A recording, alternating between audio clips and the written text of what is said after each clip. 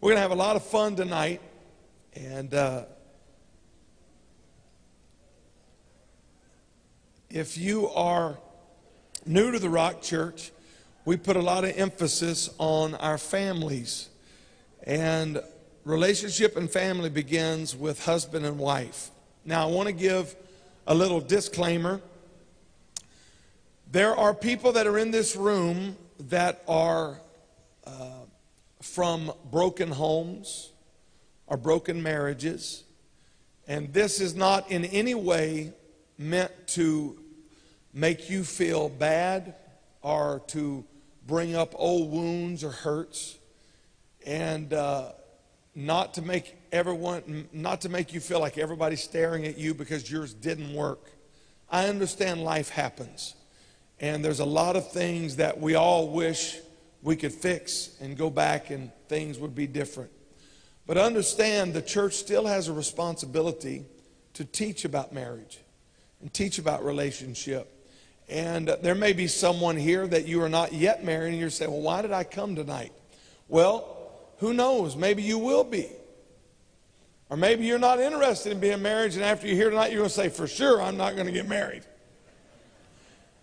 And I will say, I have talked to people that wish they had never got married because it wasn't a good relationship.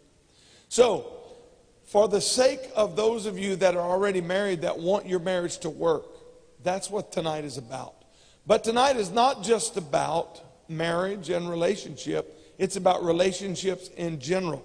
Now, there'll be a heavy focus because if you're going to talk about family and relationship, obvious, the first relationship is between a husband and wife. But one of the sections that my wife is going to introduce in her presentation is going to set up for conflict resolution. And you're going to learn some keys for conflict resolution that go beyond even your marriage relationship, that are even going to help you in your life, work, friends, family, the list goes on. So here's what I want us to do. I want us to ask God to help us right now, to open our understanding, to strengthen our relationships, to give us peace, give us help, give us direction. God, I pray that right now your power would come into this room. I pray that you would anoint every speaker tonight. I pray that every one of us would grow in your word and grow in the principles of relationship. God, you are the creator of the family. We love you. Everybody say, in Jesus' name.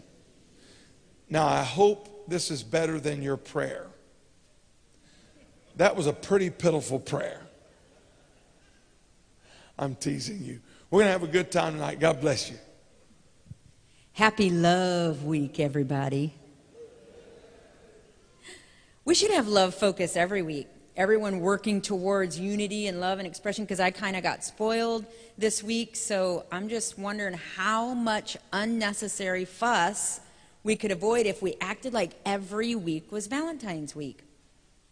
I don't know. Maybe we should try it in our marriages. Oh, Brother Gerardo said that would be pretty expensive. So is love just about money? We're going to have some counseling sessions later. I'm not repeating that. You'll go home fighting instead of managing this conflict. That was good. But I want to reiterate what Pastor said. We're probably going to use a lot of language, spouse, husband, and wife. But what we give you tonight is not just about a husband and wife relationship. This can be applied to every relationship that you have. In fact, some of these tips and tricks, I use them on everybody, even you. There are many, many topics we could have covered in this session tonight, this love session that we're talking about. And when we know that these are coming up, these special nights that we get together, my mind's always going crazy over all of the things that we need to talk about, we could talk about. Oh, this is so good. Oh, so-and-so could use this. Oh, this would help them so much. But when you bring it down to the core of relationships, we kind of all have this in every relationship, but especially in our marriage, and it's conflict. And you think, but we're married, there'll be no conflict. I don't know what kind of marriage you have, but it's not normal. A common saying is, put any two people in a locked room, within 2 minutes, you'll have conflict. And as is true in any situation, In a marriage, conflict is actually natural. It's actually healthy. How you manage it is what makes it healthy or unhealthy. But conflict is inevitable, and it's ongoing. It's never like, okay, we've resolved conflict, because tomorrow there's going to be something else, because you are two individuals that God has put together. And although you can create a unified family and goals together, you're an individual. It's part of our humanness. And so we're never perfectly one person. We can be unified, but we're not one. So conflict is a part of marriage relationships. Therefore, we need conflict management. How do we manage the conflict? So I'm going to give you a few little things, and I'm going to step out of the way for the experts here. Every person in here has a preferred way of dealing with conflict. There's only two. It's avoidance or engagement. All of us go to avoidance of conflict or engagement with conflict. There is really no right or wrong in that. It's just our natural tendency. Then there are particular tactics that we each use. So I want you to think about this. There are avoidance tactics. While they may temporarily be used, you cannot manage conflict effectively through avoidance. The only put off of the needed communication, you put off the needed communication, and at some point with avoidance, you create deep wounds because you won't respond or you won't talk, and then eventually they erupt and you wonder, where in the world did that come from? There is competition approaches. The problem with this one is that you have someone that wins and someone that loses. This approach reduces your willingness to listen to each other and work together. In a marriage, that's actually not conflict management. It's a constant war, because one is cowing and one is crowing. And that is not conflict management. Then there's the compromising.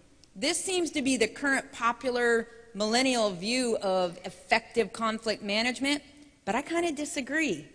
I'm a Christian, so I'm going to disagree with anything that is the current culture. My experience, my study brings me to the opinion that most of the time for compromise, now this may be contrary to what you've heard taught before, it's a lose-lose proposition. Because in this compromising approach, each spouse, each person in the relationship is giving up some of what they want to the other party in order to get some of what they do want. So you're kind of like at a 50-50. And in the long run, no one's completely satisfied. Then there's the accommodating one. That's actually a lose-win too, because one spouse is accommodating, so they're losing just to make the other one happy. We have a win-win. Of course, I'm not going to leave you with nothing. It's collaboration. We're together. We listen to each other, not to win, not to compete, not to control. We work together for mutually satisfying outcomes. And this is a spiritual way to resolve conflict, because we are respecting one another and trying to find a way to together come to bring spiritual peace to human situations. An important conflict management skill is the ability to agree to disagree. That's a commitment to accept disagreement, but with civility. Two little tips that can help you immensely. I deal with a lot of conflict. I counsel a lot of marriages, a lot of individuals, a lot of situations that aren't marriages where there's conflict. I have two little rules that can change your world when it comes to conflict, because you're going to have it. One, avoid personal attacks. Keep your disagreement, whatever it is, focused on the issue instead of trailing off into a slobbering rabid dog attack of everything you know about the person that you can pull into. It's not even the issue. It's not even where you started. You go into abusive language just to take control of the situation because you feel defensive and threatened.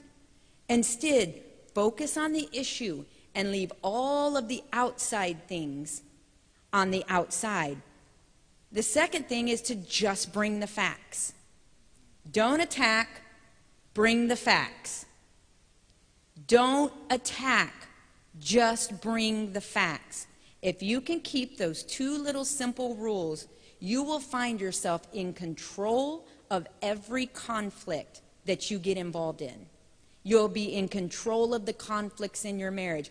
And all of you can think of situations where, especially in marriages, you cannot figure out how you ended up all the way over here slobbering and throwing insults and attacking each other for a little bitty issue that started over here about, like, you know, the toothpaste cap or something. And all of a sudden it's 15 years of hatred spewing out. And the toothpaste cap is forgotten. Now it's your mama and my mama and 17 kids and messes and cars and everything else. And before it's over, you're both reeling and you have no idea how to resolve the toothpaste cap, and it's not even important anymore.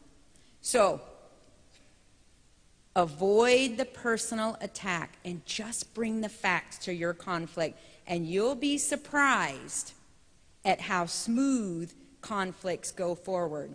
Collaborate and bring the facts with respect. So there's another whole lesson, because all of that has to be done with the right delivery, the tone, the facial, the history of all of that, but that's another lesson for another day. Just remember to collaborate in the conflict. Don't be defensive. Don't bring your anger into it. Bring your facts. We are so privileged here at the Rock Church to have raised a couple. For some of you, you have known this couple since they were babies, since they were born.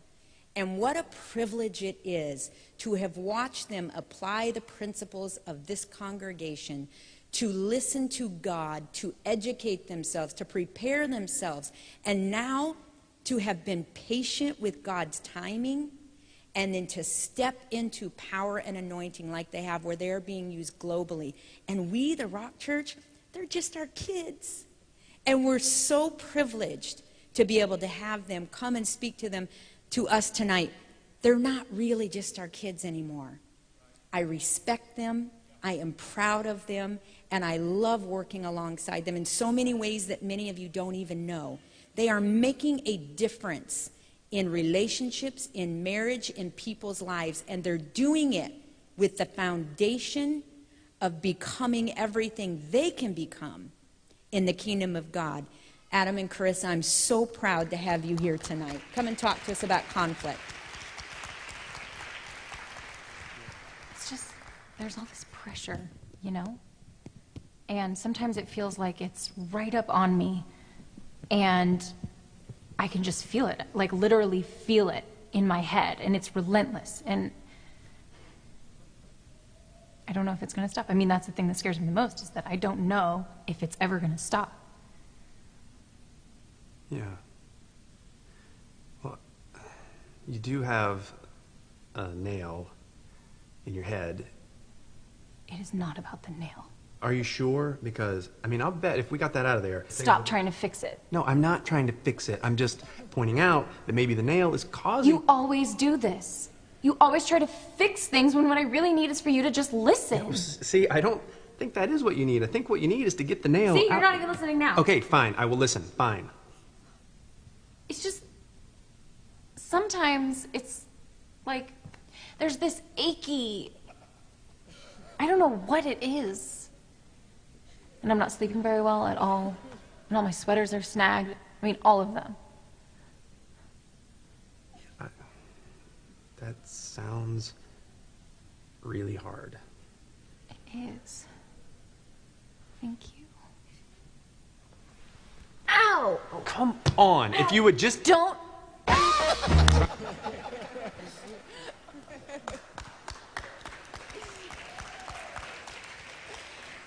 All right. So why is that so funny?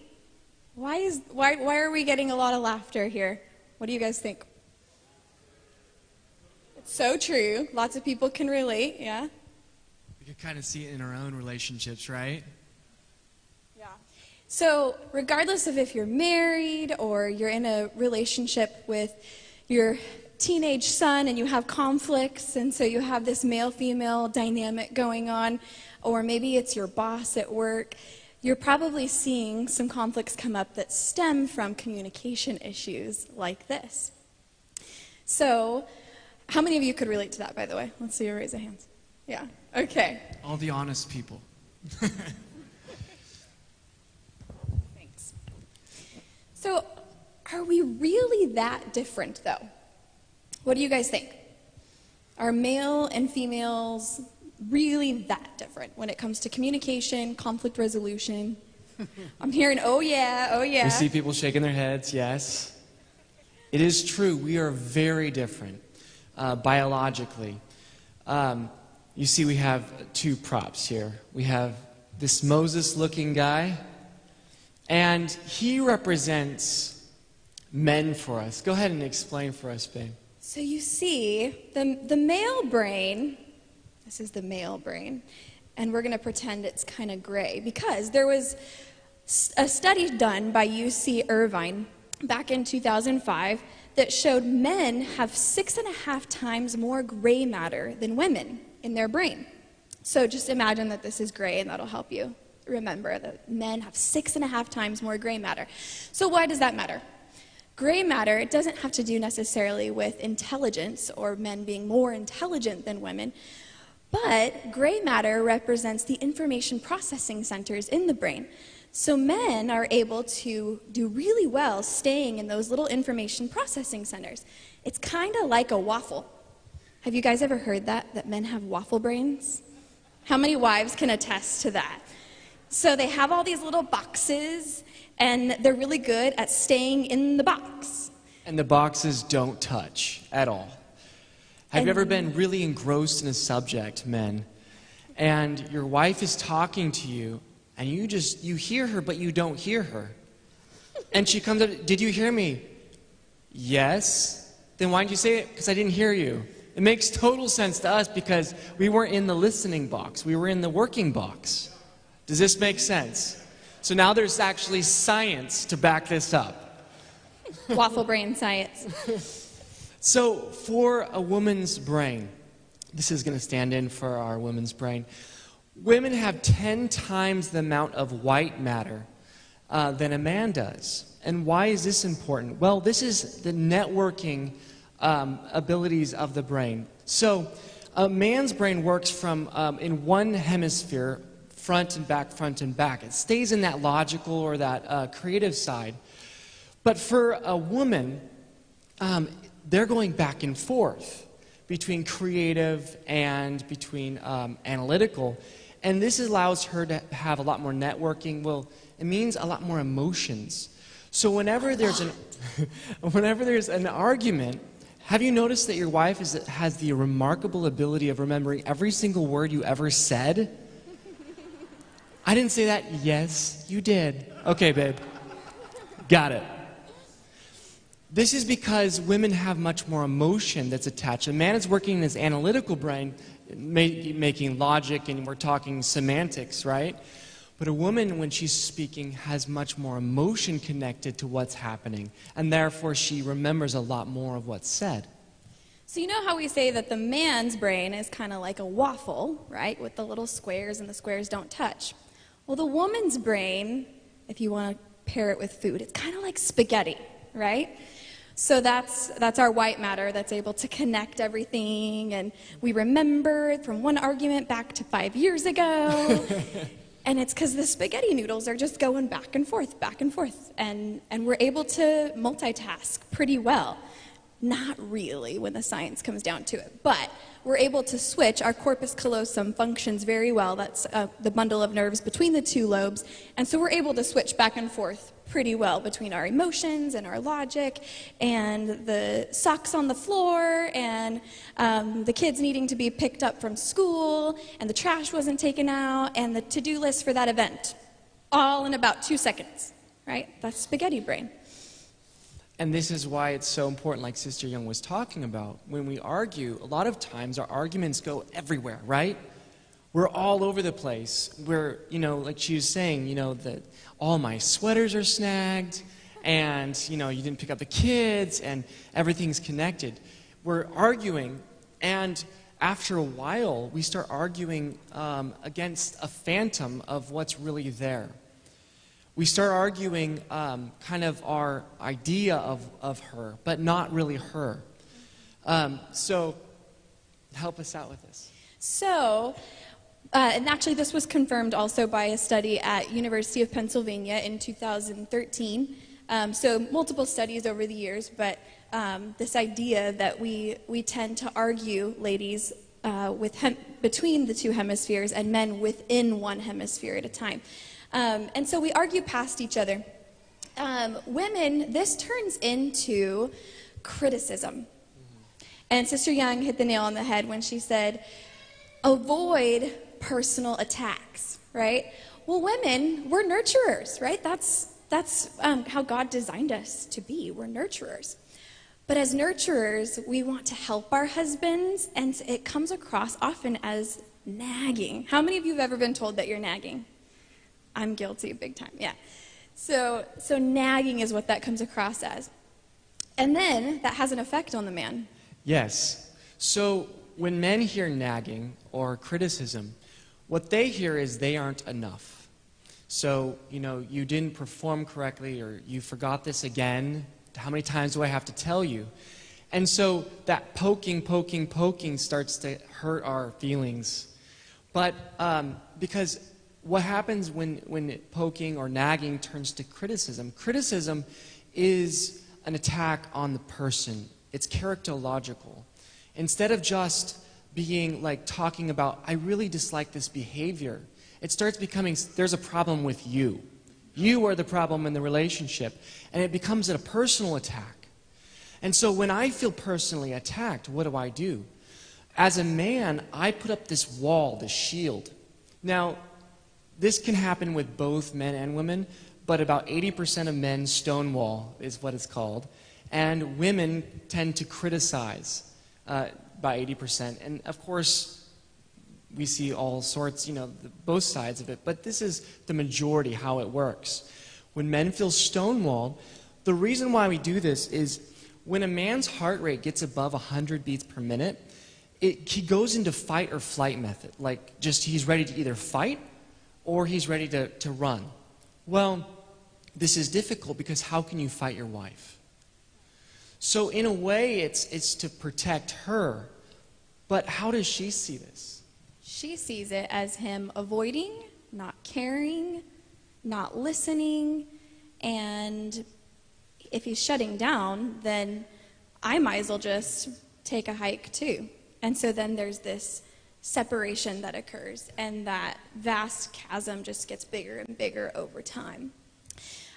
So we're talking about conflict, right? But first we wanted to preface with our styles of communication, because that's kind of what determines the way that we handle conflict. Sister Young said it so well. Conflict in and of itself is healthy. It's how we handle conflict that matters. Studies actually show that marital happiness is more related to how the conflict is handled rather than the number of conflicts that you have. Right. So if you argue a lot, that's okay, as long as you're handling it well. It's the way in which we handle those arguments that determines the happiness. Mm-hmm. It's the form. It's not the content, because the content always changes, right? It could be your in-laws. It could be the way we prepared food yesterday. It could be you forgot to pick up your socks. But if we argue the same way and the strategy that you're using isn't effective, maybe it's time for a different strategy. Maybe it's time to shift the way we argue, because like Sister Young just said, arguing is inevitable. Mm-hmm. Disagreement, I disagree with her all the time, but the way in which we handle it is very collaborative.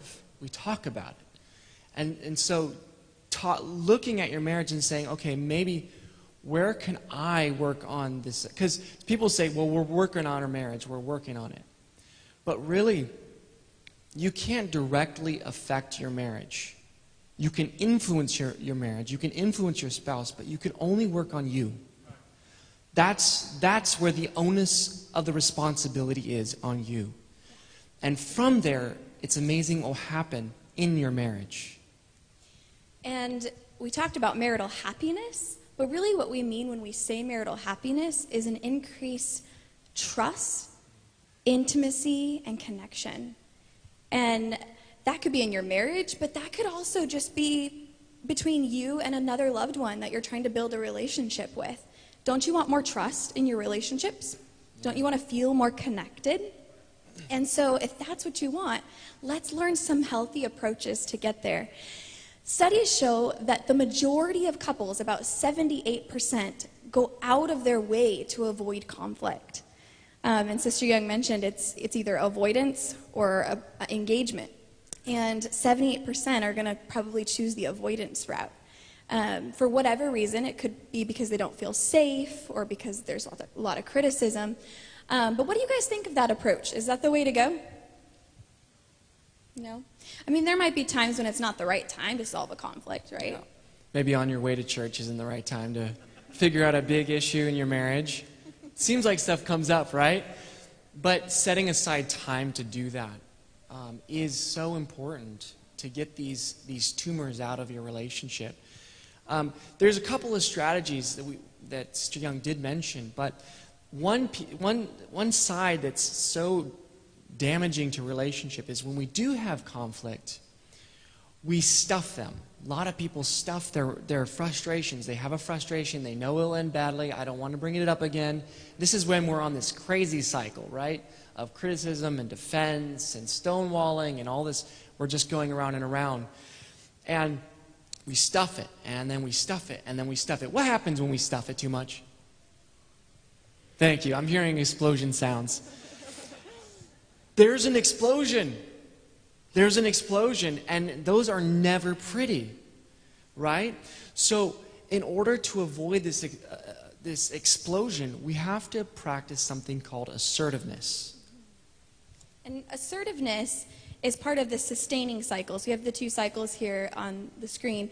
We have the stuffing cycle where you're avoiding and then you feel controlled. And then you avoid and you feel more controlled. And you avoid and you feel more controlled, explosion, right? Or complete distance.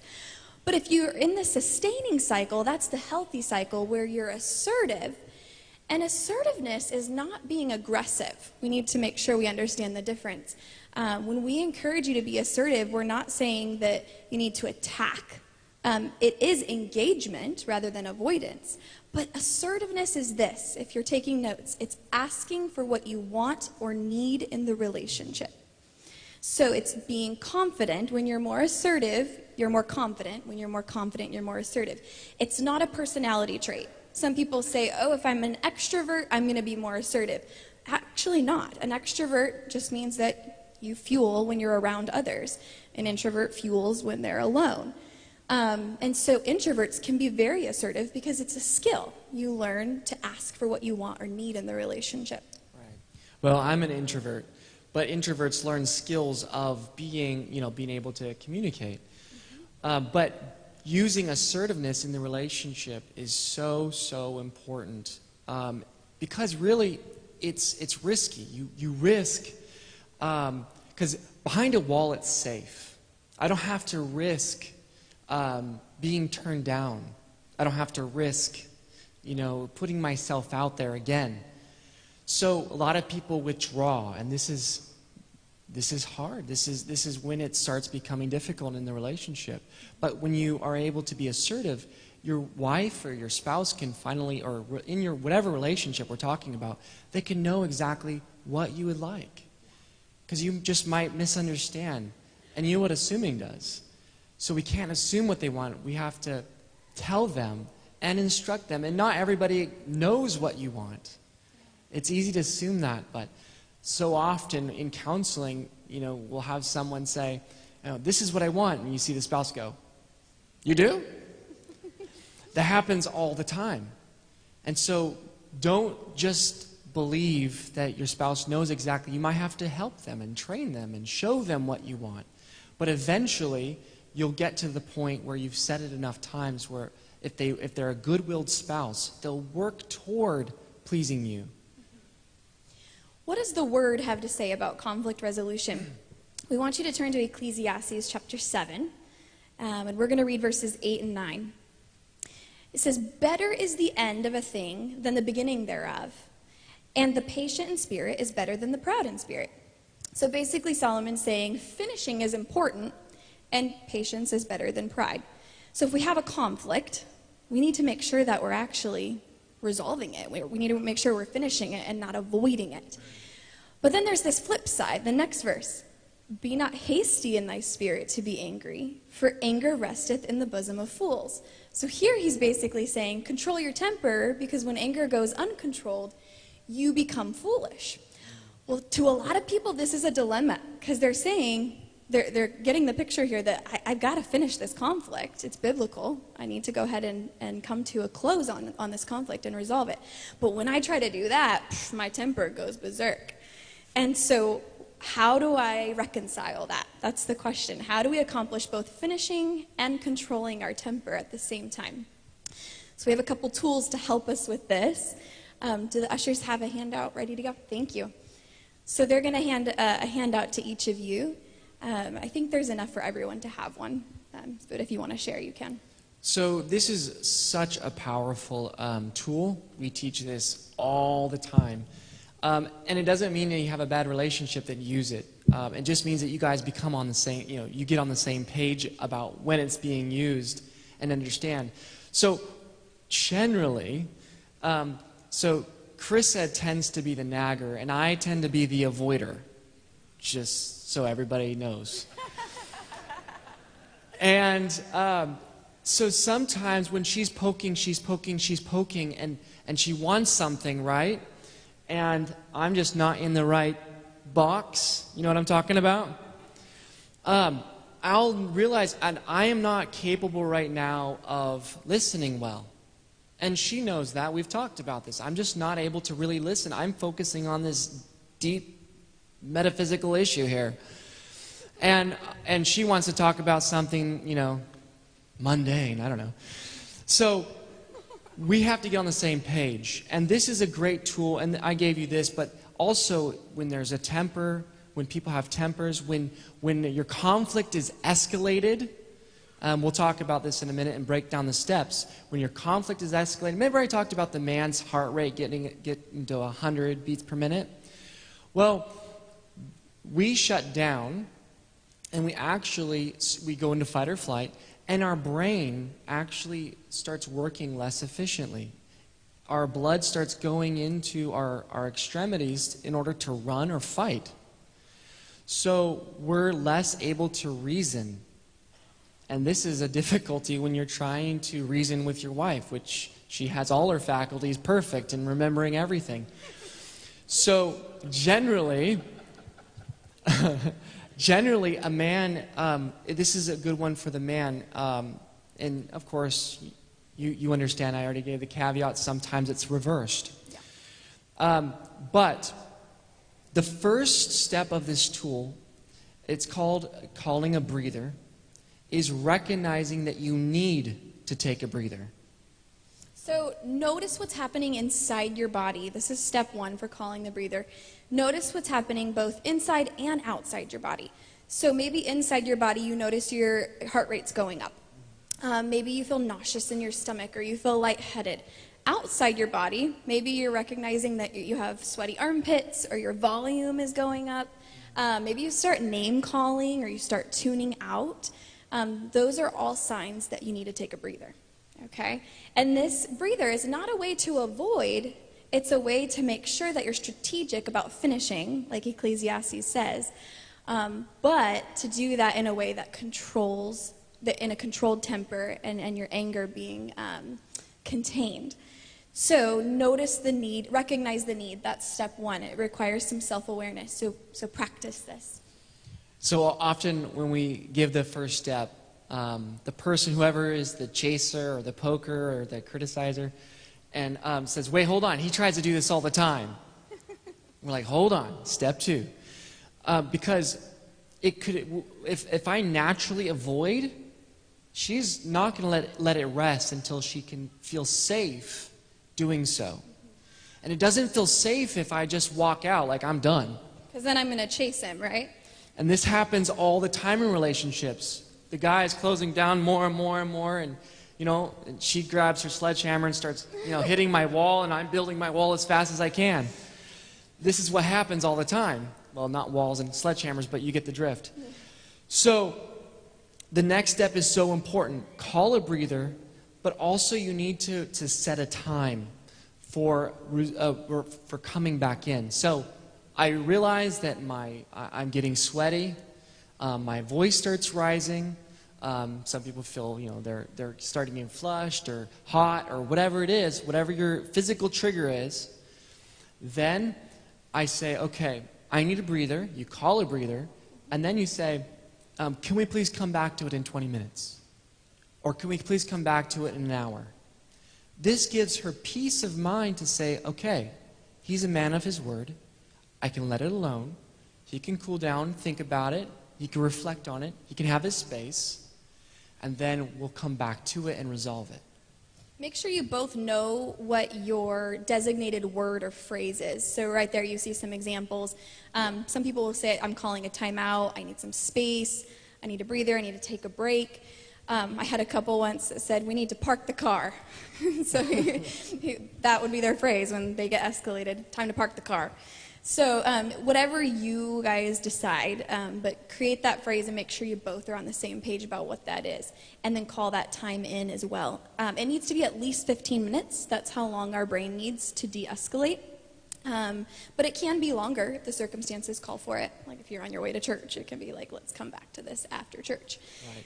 But it's good to give it at least 15 minutes because it allows all the hormones and adrenaline or whatever is going on in your body to just come out. Yeah. Sir. It's a good question. That's a really good question. So there's The question is, how long is too long? We hear, don't let the sun go down on your wrath. A lot of people will say that that means every single conflict has to be resolved before you go to sleep. So bless God, we're up until 3 a.m. And you're going to be happy when you go to sleep. Some conflicts cannot be resolved in a short amount of time. Some conflicts are better resolved when it's not 3 a.m. And so... Well, often, because oftentimes one of the spouses is going, I got to get up in like 3 hours, and you're keeping me up, and that just escalates things even more. So realizing, okay, maybe we need to just wait until the morning. And so the key there in making sure that we're following our biblical mandate to not let the sun go down on our wrath is making sure that we're not full of wrath when we go to bed. So if we can be on the same page, we're on the same team, we both agree that calling a breather right now is more advantageous. We're both going to commit to steps 3 and 4 during this timeout. And when we come back to it at a designated time, it's a very specific time, then we're going to be more clear-headed, prayerful, de-escalated. Then that might be okay to come back to it at a different time. And it might be like maybe a spouse is working out of town, and so it might be the weekend. It just depends on the circumstance, but schedule it. Make sure that you guys are both accountable to coming back. Good Right. question. Yeah, not all conflicts are created equal. So, yeah, it's definitely a mutual contract in this. Like, hey, we're going to come back to it. And if you've already practiced this, it's not going to be something out of left field. It's like, okay, yeah, we'll come back to it tomorrow. And then we practice another conflict resolution tool. The next step is relax and calm down. This is so important. Your handout says don't just do things to distract you, but do something that involves generally physical activity is so helpful. For instance, going for a walk, doing things that with your body because, frankly, when you're going left, when you're walking, you're bilaterally stimulating your brain. When that happens, you're able to correctly process what's going on. Like, who is a pacer when you pray? Who Jesus, God, help us. So you're pacing, it helps you process what's going on, what you're thinking. Like, how many people, like, when they get on a really important phone call, they immediately jump up and grab the phone and, start walking? What you're doing is you're helping your brain process the information more efficiently. Because you're going left brain, right brain, left brain, right brain. So that's bilateral stimulation of your brain. Right. So you could do this just by like tapping. You could do this by tapping your feet. You could do this by walking. But whenever you're engaged in the physical activity, and by the way, this is how we work with trauma. When someone has something very traumatic that happens in their life, we do this sort of bilateral stimulation to help ease the emotions. So in other words, if you have a really big argument, it's really helpful to walk it off. So 3 and 4 go together, relax and calm down, and then step 4, while you're doing that, put yourself in their shoes. And that can be done in a variety of ways, but pray for them. Think about how they might be thinking or feeling. Get in their shoes. That's called empathy. Remember that they're most likely a good-willed person, and they're not trying to be malicious. So how can you try to see it from their perspective? That's absolutely essential, even if you're coming back to this the next day, that you're really thinking about this between now and the time in. And then finally, number 5, resume the discussion at that time. It's best if the person that called the breather actually initiates coming back to it as well. And the reason is because if the person is the nagger, right? Like, and I called the timeout. Hey, when are we going to talk about that? Hey, we're going to talk about that? Hey, when is it time? Right? I can easily become triggered, like, are you serious? So, if I call the timeout, I call it back in, and be a person of your word. If you want this, we tell our clients, treat this tool as sacred. If you say you're going to be back at a certain time, be back at that time. And that way she'll trust, or he'll trust, or whoever, if whatever relation, we're kind of saying spouse and stuff, but this works on any relationship. It really does. So if you have a problem with your brother or your mom or your aunt or whoever it is, if you say, you know, let's come back to this in a little bit, they'll respect that. And you could do it much more effectively. So when you actually do come back to it, do you just start rehashing and exploding again? Hopefully not. What we recommend is using, we have a couple of tools for this, but the one we're going to share tonight is called the 6 Steps to a Win-Win. And this really brings home what Sister Young was preaching earlier, and that's collaboration. We don't have to actually compromise. It's kind of funny to say that, and when she said it, I was like, yep, that's what we say in session often. Compromising is a lose-lose, because you both have to lose something. But collaboration is a win-win, and so that's what we advocate, is that we use a solution that involves you guys as a team winning. So on the back of your handout there's 6 steps to a win-win. And we've done this in public with couples at retreats and seminars, and all sorts of examples come up during this demo. So we'd like to demo it here and have a volunteer couple to go through this little tool with us. So how many of you have an issue that you're willing to share with the congregation? It could be something simple. It could be something kind of just that keeps coming up for you. You can't find a solution for it. Michelle? Yeah? Okay. Jason, are you cool with that? Come on, let's give him a hand. Come on up.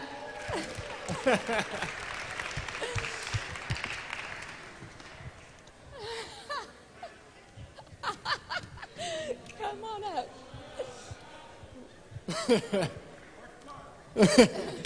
They're all time out, breather, park the car.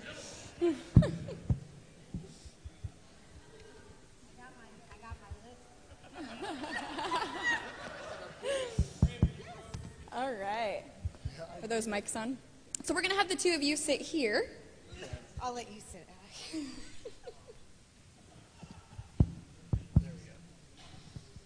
Okay, so this is a tool that you guys can use as a couple. It's a tool that once you come back to actually solve a situation, you can actually pull this paper out as if you're at a business meeting together and you're going to try to resolve this as a team. Okay? I'll give you a paper. You're good. Okay, so the first step, we're done with that for today because it's setting a time and place to discuss it. But usually that is a difficult step because oftentimes it's not the time and place to discuss it. So the first step, check, we're done for today on that one. All right, so let's define our problem and like be specific with it so we can kind of know what's happening, and then we'll go from there. Well, I'll take the lead on this. Since you volunteered. Since I volunteered, because I was kind of hoping there'd be question answering thing. Okay. So the question is, and I won't name who's who in this conflict. So what if one of us is being super committed to paying off debt? And we're like super committed, like this is the time frame, it needs to happen by this time. Whereas the other person doesn't understand baby steps. Yeah, doesn't seem to be as worried about it, even though they seem to, feel it is an important thing, but not as important as the other person who is budgeting and being diligent and all the things, like giving up things, you know what I'm saying? Got it. Yeah. And it's like not being reciprocated Okay. to that Perfect. extent from the one person's perspective. Okay. So how do we work through that? Good one. That's Okay. really good. Okay. So she mentioned quite a bit of the description of the conflict that we're working to resolve. You mentioned that one of you doesn't understand baby steps. Can you share a little bit more about your perspective of the issue? I think that's referring to Dave Ramsey's, what is that called? Yes. The Dave Ramsey course Yeah. or whatever. So like easing your way into like budgeting more or toward the debt. Well, we've already established who's the mature one. So we'll talk. I love it. Wow, okay. So really what it's about is it's about me being self-employed. And, even before I came in church, I'm basically living on faith. And because I don't have an established pipeline of Right. contracts. So it's So it really it's week to fluctuates. week. It does fluctuate. And so for the last 20 years, being self-employed, that's really how I've lived.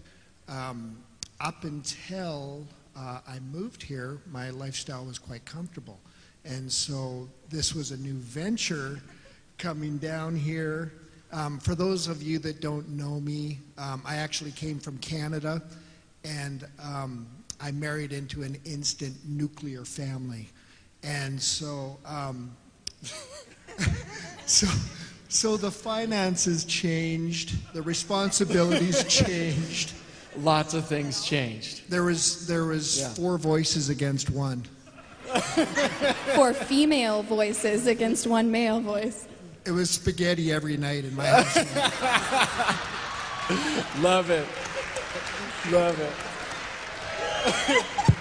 This is not scripted at all, by the way. I'm just saying.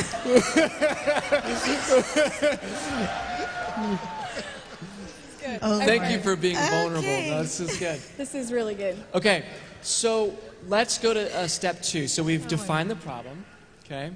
And I'm sure we'll hear more about it. But what do each of you do to make it worse? And we want you guys to speak for yourselves. So we'll start with you, Michelle, and then we'll have you, Jason, share as well. But what do you do to contribute to the issue, even if you don't think you're the main cause of the issue? How do you make this conflict worse? Okay, well, I make it worse because every so often I will bring up the fact that the other person has not gotten to the place in terms of paying off the debt and my frustration with that. So I have a tendency to bring it up more often than I should. And so that resurrects the conflict. Sure. Yeah. So we don't have pens. Yeah, well, we can fake like we're writing it down, Okay. but we'd like you They guys won't to know. actually write it down when it comes to your conflict. Okay, so that's good. So you're owning your piece of this, that you tend to bring it up more often than is helpful, and it resurrects the issue again, and probably puts him into some sort of shutdown mode. Yeah. Okay, okay. All right, good. Jason, how do you kind of tend to make the problem worse? I go to my alter ego, Stonewall Jackson. And describe how you do that. It's the bottom of the button. Hold it down. Check. Perfect, yeah. So what do I do to make the problem worse? I buy stuff. Way to own it. It's so true. Okay, yeah, Just want to be transparent. perfect. Yeah, Good. That's helpful. that's She good. likes my cologne. Good. Perfect. Good. Okay. So notice here what you guys are doing, and this is an important piece when you're doing this at home, that you're not telling them how they make it worse, you're owning how you make it worse, okay? Because that's key when we come to the next step. So you want to make sure that we're not trying to repeat old patterns, okay? All right, step 3, this is the most important step, okay? So, we are going to, can we get a pen? Yeah, from we need a somebody? pen. Maybe I'll get it. I'm going to get the phone. So we're going to set a timer, and we are going to enter a business meeting together. The two of you are going to enter a business meeting together. So we're going to set a 2-minute timer, and we want you guys as a team, and during this 2 minutes, these 2 minutes, it's not about trying to figure out what ideas are the best, but we want you to come up with as many ideas as possible. Try to get all 10, okay, for how to solve this issue. And the most important point is here, it's just getting stuff on paper. It's not about analyzing, criticizing, talking about, like, it's just down. Like, you say it, it goes down. We'll talk, we'll analyze it later, but right now we're just getting it on the paper, okay? Do you want us to verbalize our thoughts as we're writing it down? Yeah. Yes. Yeah. So it can be even things that you know wouldn't work out, but you say it anyway because it came to your mind, and that might spark another idea for your spouse. Thank you. So that might spark another idea. So just blurt out whatever comes to mind for how to solve this. Okay? Yes. You can write it down and say it out loud too. All right. Perfect. I'm going to let you go first. Spend less. Spend less. Okay. What else? Maybe look at what is reasonable for you to spend on stuff in a given month without getting away from paying off. You're supposed to be writing it down. Okay. Good. So Set budget for extra stuff. Okay. perfect. So a monthly budget Budget. on spending. Maybe just setting expectations, what that is, you know. on that Setting part. expectations, that's a good one. Yeah. Okay. What else? We have a minute and 20 seconds. Okay. What we've talked about this is moving. Don't preface, go. Okay, move the credit card debt over to a 0 interest card and work together to pay it off. I concur. Nice. Okay. Okay. Good. Okay, what's That's the a next? good idea. Communicate. Okay. Okay. Good. What else? I feel we need to meet once a month minimum to go over where we're at with our combined Strategy stuff. planning. Nice. Good. Okay. So monthly strategy planning. Strategy session. planning. Okay, what else? One time a month. So we got 45 seconds. Date night for strategy planning. Date night. Ooh, this is getting better. Date Okay. night for strategy planning. We each get to pick what we do on the date night every other month. You pick one month, I agree. pick one. Okay. Nice. This idea is building. What else? 25 seconds. Let's see. How about we set a date for when we want it paid off with Like a the goal? understanding, here's a date, but if we go beyond it, we don't get aggravated with each other that we haven't met it. Something along those lines. Goal setting. Goal, like a date. We need to set a date. Goal setting. Okay. Okay. Set so a date. Set a And then goal date. revisit the date if something comes up, Good. we won't. And then if be you mad hit about it, you get a reward, or you Like, get to spend yeah, a little bit of money. agree that we won't get mad at each other because we haven't Good. accomplished it by that date. Nice How about that? qualifications, Michelle. Okay. Okay, If you do get so mad, we'll relax and calm down. What's that? I said if we do get mad, we'll relax and, And calm down. and call a breather. Good. Call a breather. So you guys came up with 7 Like 7, yeah. Nice. 7 solutions, okay? And we only put a 2-minute timer on there. So Okay. let's give them a hand. That's hard. That was awesome. That was awesome. Notice how you were working as a team, too. That, I will say, was really awesome. Because We are cohesive. We've never done that on our own when we've had this conflict. Well, there is I was gonna say incentive here conversation. today. It's never a conversation. Yeah, there's an incentive. You have a few hundred people looking at you.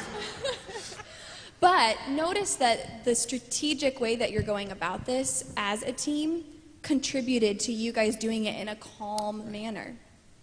Right, and if it's just offhand during the day, it feels more like an attack. If there's already baggage behind it. So right now, it's like, okay, if it was on a date or whatever, you guys, I guess we're going to go and analyze them right now. But if it's on a date, then it's like, okay, we're going for this express purpose of sitting down and figuring something out.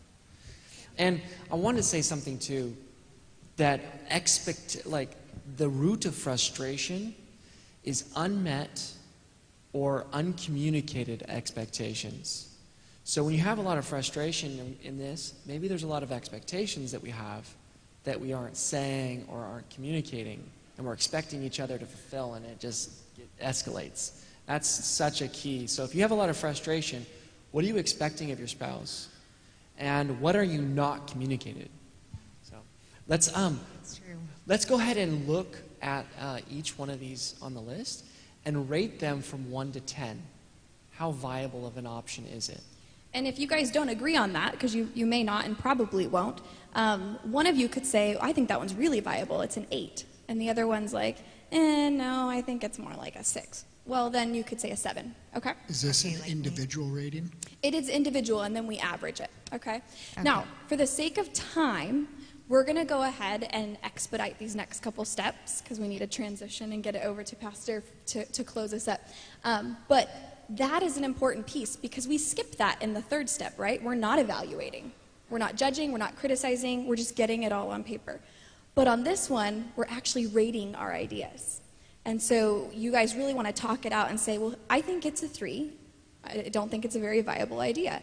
And the other person's like, I Because do. for personally, one of you might, that's a 3 for me. And another one, like, this is why we disagree, right? Well, it's a 9 for me. Well, to kind of come to an agreement, we say, okay, well, what's the difference? Maybe if you're a 5, you're a 9, maybe we pick a 7, kind of in the middle. So normally you would explain why, but we're just going to give numbers for now, okay? So the first one. Well, of course, spend less. I'm going to say that's a 9. What do you think, Jason? That's a 9. A 9, okay. All right, so it's very viable. How about the next one? 7. And then we also have to talk about, of course, afterward, well, what is less? But, I mean, we don't have to do that here, but what is less? What is our expectation? You might think less is something completely different than she is, right? That's probably right. Okay. So what's the next one? Okay, the next one, set up a budget for extra stuff. Setting expectations. So setting expectations, that's probably, I would say that's up there, that's an 8. 8? I would actually Okay, agree with that, yeah. How about the next one? 0% interest card, 10.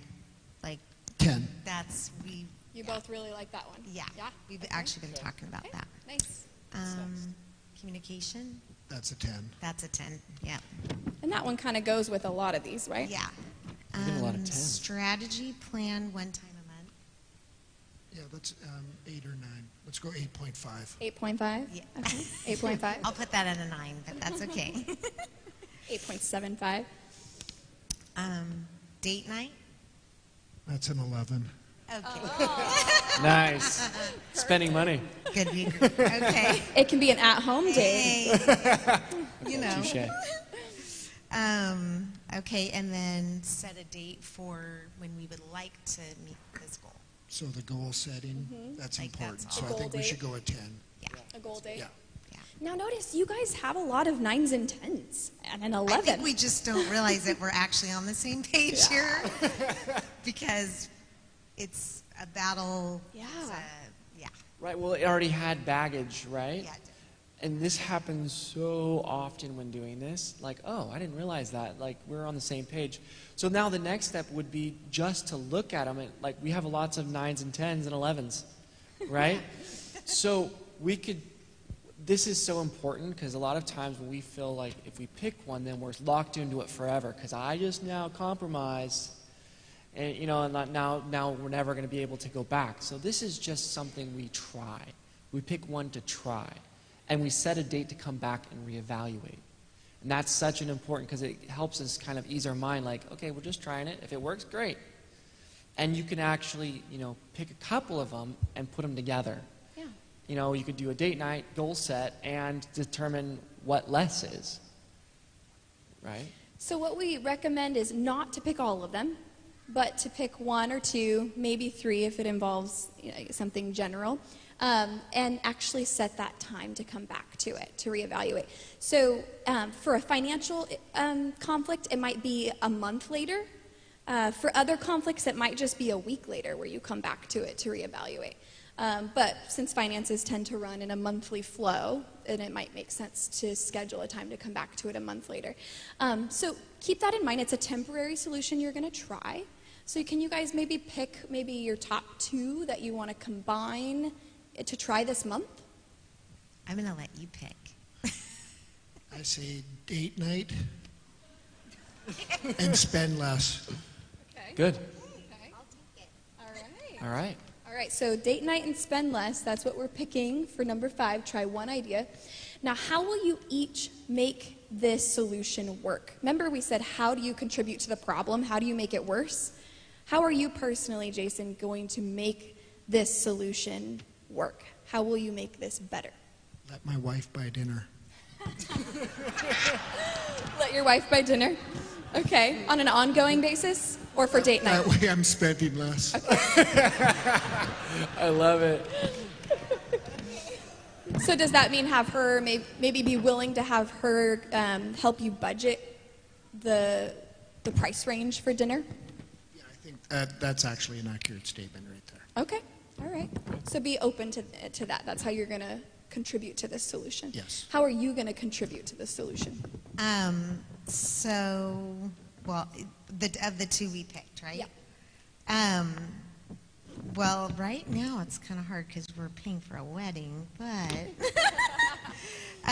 no, I'm committed to spending less also. Okay. So how I'm going to do that? How do you contribute to the problem? And then do the reverse, maybe. Yeah, well, it's me reevaluating my budget right now. Okay.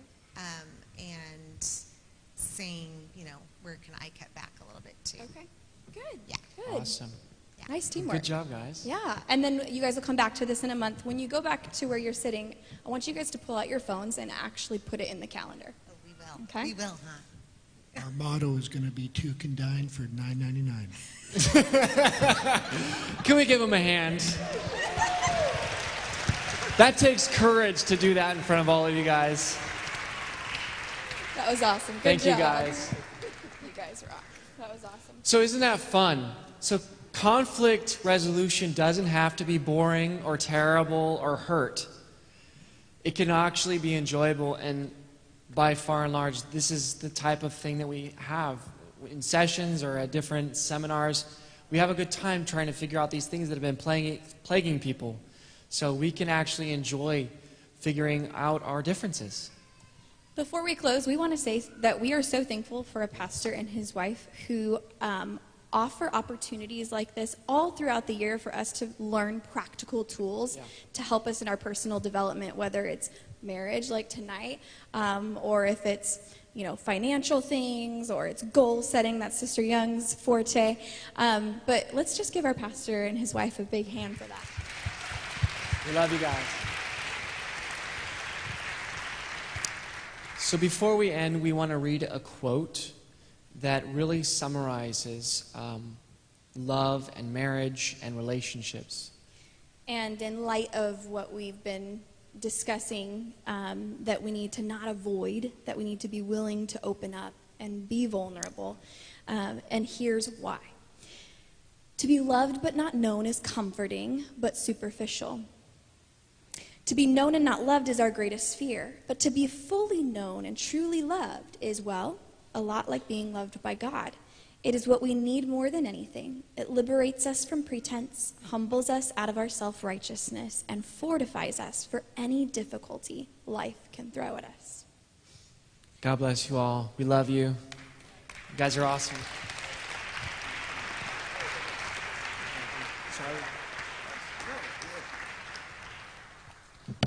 Man, was that great or what? Man, I just want to say I am proud of them, and God is opening up some huge doors for them. And I'm just honored to be on the same team with people that have dedicated themselves. And Jason and Michelle, y'all were awesome. Y'all are awesome. It's not every day you get to interview a comedian. So that was great. I'm not going to be long because the young people are going to be winding up. But I have a biblical example of conflict resolution that maybe you have never noticed. And this one, if this problem's in your marriage, then this is a pretty big issue. Can you imagine in your marriage if there was a second wife? Talking about spending issues. So Elkanah had 2 wives. Just imagine the conflict. Then add to the equation, Peninnah was having all the kids and Hannah was barren. So you can see major conflict in the marriage. And so just kind of imagine it, we don't have to deal with that sort of thing. But this marriage was a marriage full of conflict. And I won't take the time to go into all the preliminary comments here. You know the story well. If not, go back and read it in 1 Samuel chapter 1. It's an interesting read. But I want to lift out some things of this text that maybe you've never noticed in relationship to conflict resolution. So the underarching idea of what we're doing tonight comes out of God is the one that instituted the family. Okay, He instituted. So His kingdom is to go forward based upon healthy families. He never intended for there to be one saved spouse and an unsaved spouse. That's why scriptures are there about be not unequally yoked together with unbelievers. Okay? And some of us have to deal with that because we got saved or someone walked away from God. But hopefully young people, we're showing our young people, don't be dating people that are not believers, because God intended the family to be the carrier of the kingdom. And so here we are as family units, and here's an example in the scripture.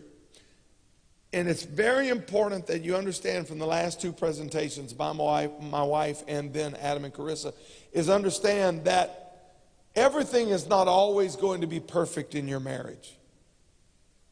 You're never going to get it all right. You're never going to get your idea and her idea to completely match. Because guess what? You're from 2 different worlds. Okay? I was a boy raised in the deep South who married a California girl. That's 2 different planets. Curtis Young and Nate Wilson are polar opposites. Okay? I don't know if I've ever seen my dad leave the house with his hair uncombed. Okay, we were a very traditional, deep Southern family. My wife was wild California. I remember the first time I took her to Louisiana for Thanksgiving or Christmas. And my mom's family, one of the favorite pastimes of my life was going to Shady Grove outside of Gina, Louisiana. My grandparents lived in a house up on blocks in the middle of the woods, and there's oil wells pumping, and you could hear panthers scream at night. And I'd get out of the car and I'd roam in the woods. It was just the way I played, and I'd show up at dinner time. And I remember here I bring this California girl, and she comes in, and we walk in and we sit down in the living room, and it's time for dinner. And so they announced it's time for dinner, and my dad or somebody prays over the meal. And so we all get up and go. We know the system. It's the Deep South. And so all of the men go in the dining room, and we sit down around the dining room table, and my wife walks in, and she's the only woman in the room. She's looking for her seat, and there's no seat for her. And I'd never dawned on me, I got to tell her the men eat first. And she's looking and she's going, what is going on? And all the women are in the kitchen because it's time to serve the men. Some of you are getting an angry spirit right now.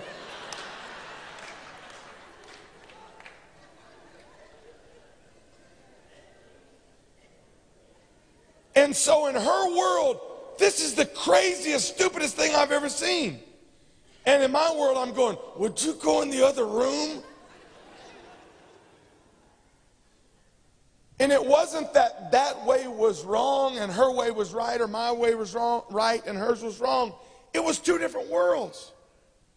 There was never this, it was just the way we grew up. And so then we get this is a setup that life was very different. So you come from your world, you come from your culture, you come from whatever it may be, and then you're going to get in a marriage and you're going to have to figure it out. And so it's never perfect. It's never the same. And even if you lived in the same subdivision, your family is not the same as her family. So there's going to be differences. So just imagine, just kind of fill in the blank of this story. That we know what their issue was. But then there became a real issue between, we'll leave Peninnah, and we'll just focus on the relationship between Hannah and Elkanah. There was a real issue. And the issue had to do with need. In a marriage, you're going to have needs. The wife has needs, the husband has needs, the marriage has needs. And so here was this spouse, Hannah. And 1 Samuel tells us what that was. She had a barren womb. And you have to understand, for us, some of you are going, my God, I wish I'd have had a barren womb. These kids are driving me nuts. Well, in that day, to not have children was a big deal. Because there was no welfare program. There was no retirement program. There was no 401k. There was no life insurance. If you didn't have kids that you raised up to take care of you in your old age, you became basically an indentured slave, or even worse, the sex trade to provide for your needs. So to be a woman, and in that time, men died often before women, and the life expectancy was somewhere like 36 years of age. So this is a very real deal in antiquity. And so for her not to have a child or children was a big deal. And so it was something, the barren womb, she felt incomplete. She was looking at a fearful future, possibilities, desperation. And so she comes, here's a very interesting thing. Okay, they're the counselors, I'm the preacher. So I'm going to the Bible and I'm going to show you an approach to deal with conflict. This is a very real thing in her life. It wasn't an easy fix. So look at chapter 1 of 1 Samuel and verse number 8. Here's what she does. Then said Elkanah, her husband, to her, Hannah, why weepest thou? And why eatest thou not? So it's affecting her emotionally. It's affecting her physically. And isn't this just like a man? And why are you so grieved? Am I not better than 10 sons? Isn't that just like us? I mean, ain't all that in a bag of chips? And so he immediately begins to affect his self-worth. Can't you see the difference? Here's this deep need in this woman, and he's the fixer. He's just trying to, hey, you got me. What about me? Men, I'm not going to ask for a show of hands. Do you ever feel that way? What about me? I mean, what about me right here? Okay? So there's this conflict in the home. He could not meet the need, and he didn't seem to mind what the problem was. At least he You know, at least he said that. He's not unhappy with her. He's not blaming her. Men, that's something we should learn from. He wasn't blaming her for the issue. And that's where we start attacking, you know. We learned that earlier. And so here's an example. What I'm giving you is a very good marriage and how they resolve conflict. And the first thing I see right here is he did not blame her for the problem, nor did she blame him for the problem. But he's the fixer. And he says, am I not better? Let's just fix it. You know, just think about how good I am and hang on to me. Well, that wasn't going to fix the problem. And look at verse number 10. And she was in bitterness of soul. But ladies, men, if you've got a conflict, I'm your pastor. Let me tell you one way to really help it. You follow her example. She prayed unto the Lord and wept sore. She took her problem to God. Okay? I'm giving you the spiritual side of this. Now, this was something very real in her life. You're going to have things in your life.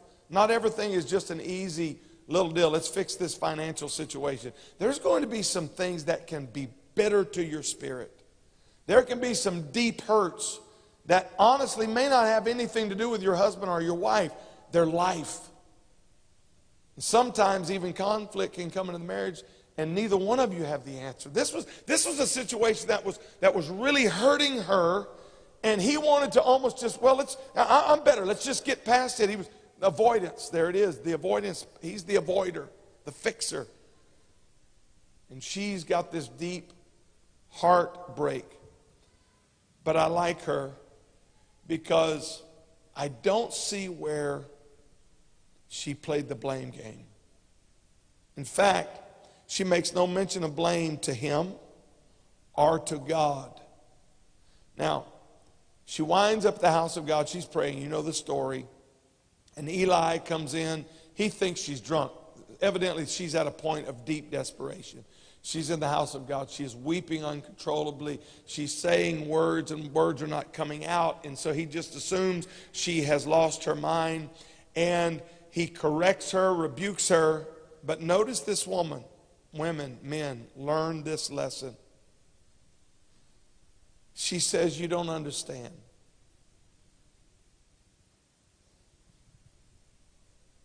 In other words, she hadn't been telling everybody what the problem was.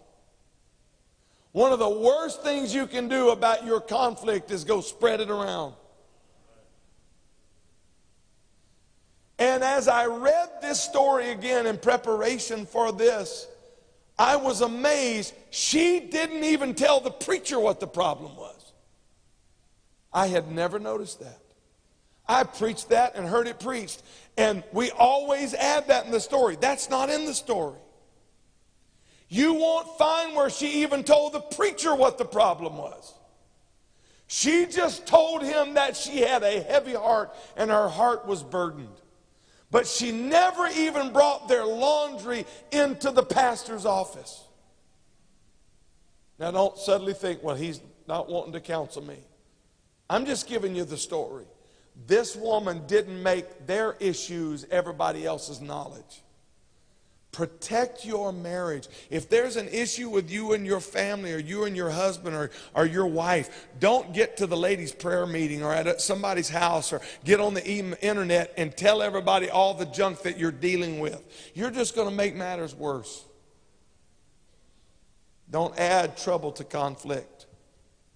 She doesn't even tell Eli, but she simply said, "Sir, I was pouring out my soul to the Lord."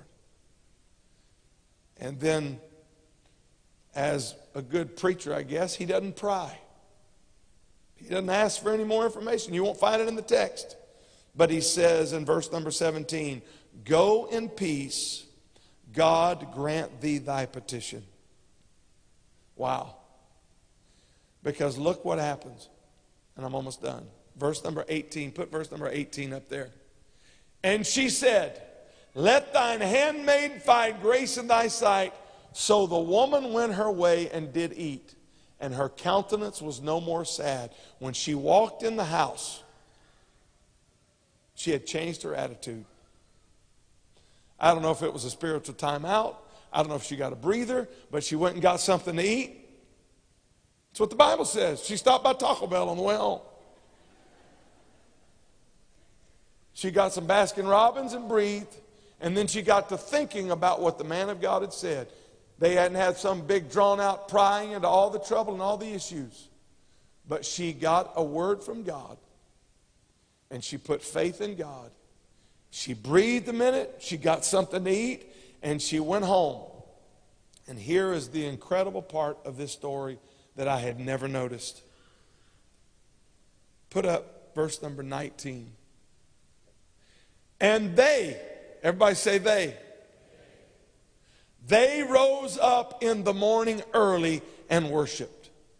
She didn't come home and go stir the issue back up. She had got a word from God. She got a breather. She got direction. And she came, and then he and her together went to the house of God, and they worshiped. And look at this. And then they returned and came to the house.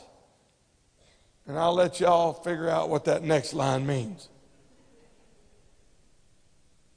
Now, honey, that's conflict resolution right there. You may have never noticed that even in the Bible. She didn't spread the issue around to everybody else. She took it and laid it before God. She got a word from God. She encouraged herself. She took a time out. She got something to eat. Then she came and brought joy and love back to her husband. They went to the house of God and worshiped. And then they connected.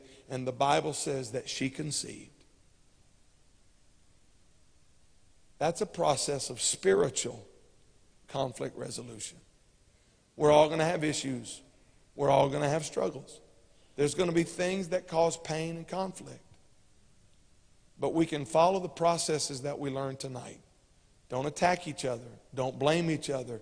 Don't go get on the internet and don't call your mom and tell her everything your husband said. Because here's what's going to happen. You and your husband are going to get it figured out, but your mom is going to remember what he said about her daughter.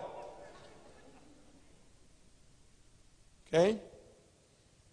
Don't go spread it all. Don't, because there's National Enquirer. They want to know. And they'll put it under the guise, they're going to pray about it. They ain't going to pray about it. They're going to go tell 5 other women. Don't spread it. Take it to God. And when you get a word from God, change your countenance. That was a matter of the will. That was a matter of the will. She stopped and got something to eat. She got it together and figured out, I can't go home the way I came. And she changed her countenance. And then they worshiped together, and they found that intimate place, and she conceived, and you know the rest of the story. I want my relationship to be healthy. I want my family to be healthy. I want my relationship to be godly, and I want the blessing of God in my life. I want it to give birth to everything God has for our family, our children, our church. And I think tonight, I know we're not running the aisles. I know we're not up shout beating with the band. But this is what makes us better Christians. Moving through the conflicts of our life, our families, our relationships. And I want to say again a big thank you to my wife and to Adam and Carissa and Jason and Michelle. Give them all a big hand. Now, here's the homework assignment.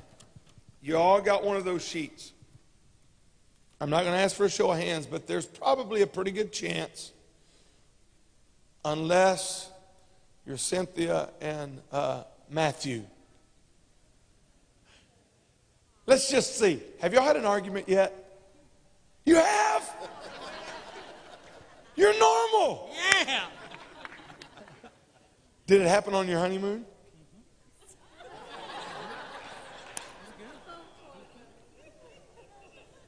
You're normal. How many had an argument this week? It's okay. Your wife will let you raise your hand. Yeah. Well, if you haven't, hang on. One's coming. But we learned how we handle it. Don't fight dirty. Don't spread it around. And don't lose your faith. And don't lose your love for one another. You chose her. You chose him. You can make it. Let's stand. So take your paper when you get home or this week. And you may have a conflict. Somebody may be in the middle of one right now. Maybe you're not fighting over it, but there's an issue. And you've kind of been avoiding it. Well, now you've got a tool, you've got a way, you've got a pattern. Now, here's what happens, okay? Don't do this. Now, this is from pastoring, okay? I've been a pastor for a long time now. This is what happens. When the first argument starts and your mind goes, okay, they said, and then they start, one of the spouse says, and they say, and they go into default of what we learned in the class. The other one goes, that's not real. You're just doing what they said the other night. Duh! Okay? Well, that feels so fake. We're just copying. Duh! That's what you're supposed to do. Work through this system. It's going to help. And if you were paying attention, it's not just with marriage. This will work on your job. This will work in the cubicles. This will work with your children. This will just work. So, keep that paper. Pay attention to it. Even if you have to do like they exemplify tonight. Take the paper out. Lay it out on the... Don't act like you got it down. Okay? Take the paper out. There's been a lot of work. There's been a lot of planning that's gone into that. And so it's going to help. So work through something this week. And watch strength come in your marriage. Bow your head with me. Jesus, I thank you for the time we've had together with the body of Christ, brothers and sisters, husbands and wives. I pray that you would strengthen all of our relationships. God, most of the time we focus tonight on marriage, obviously, strengthen our marriages, but also all of our relationships as parents, children, brothers, sisters, family, friends, co-workers. Give us wisdom of how to handle conflict in a godly, righteous, well thought through manner. Help us to control our tongues, our attitudes, our anger, our malice. Don't let bitterness raise its ugly head. But help us to learn from what we've seen today. Give us spiritual wisdom and discernment. I pray strength upon your people so that we could serve you better and be more effective to lead people to you. Everybody say in Jesus' name. God bless you. We're going to have